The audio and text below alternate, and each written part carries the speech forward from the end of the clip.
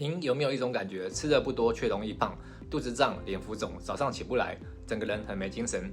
很多人以为是累，但其实根源是脾虚、湿气重。脾一弱，身体就像排水系统坏掉，水湿排不出去，于是脸开始垮，皮肤变差，肠胃越来越弱，人也越来越虚。这个时候不是你补的不够，而是身体吸收不了。很推荐一个经典调理配方——四神汤。茯苓、芡实、山药、莲子这4样搭在一起，核心就干一件事情。把脾养起来，把湿气慢慢排出去。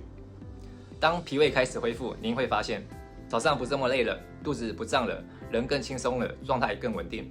很多人一上来就想补，但其实顺序搞反了。先把脾胃调好，身体才有能力变好。如果您现在经常累、湿气重、状态差，可以从四神汤开始，这是一个很温和但是很有效的基础调理方式。